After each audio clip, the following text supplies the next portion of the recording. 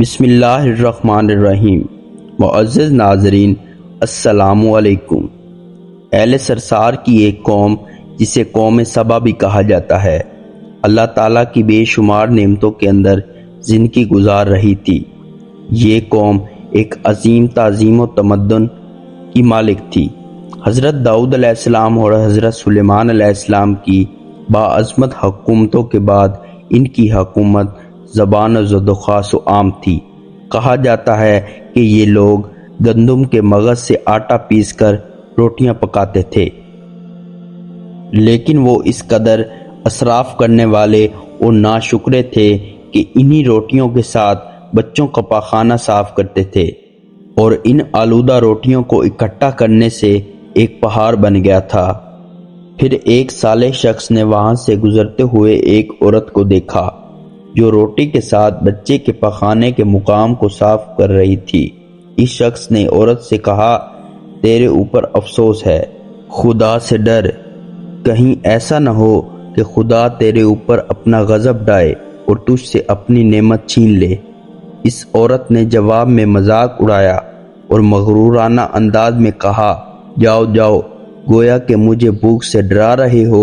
جب تک سرسار جاری ہے مجھے بھوک سے کسی قسم کا کوئی خوف نہیں۔ کوئی زیادہ عرصہ گزرا نہ تھا کہ اللہ تعالیٰ نے ان لوگوں پر اپنا غضب ڈایا۔ پانی جو کہ زندگی کی بنیاد ہے ان لوگوں سے چھین لیا، یہاں تک کہ قحط نازل ہوا۔ بات یہاں تک پہنچ گئی کہ ان کی ذخیرہ کی ہوئی تمام غذا ختم ہو گئی۔ آخر کار وہ مجبور ہو گئے انہی آلودہ روٹیوں پر ٹوٹ پڑے جو ان لوگوں نے اکٹھی کر کے پہاڑ کی مانند ڈھیر لگایا تھا، بلکہ وہاں سے روٹی لینے کے لیے صف لگتی تاکہ ہر کوئی وہاں سے اپنے حصے کی روٹی لے سکے۔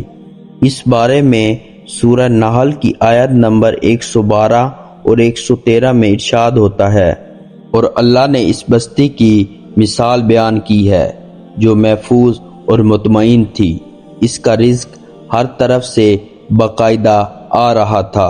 اس بستی کے رہنے والوں نے اللہ کی نعمتوں کا انکار کیا تو خدا نے انہیں بھوک اور پیاس کا مزہ چکھایا، صرف ان کے ان اعمال کی بنا پر جو وہ انجام دے رہے تھے، اور یقیناً ان کے پاس رسول آیا تو ان لوگوں نے ان کو جھٹلایا، تو پھر ان تک عذاب آ پہنچا۔ یہ سب ظلم کرنے والے تھے۔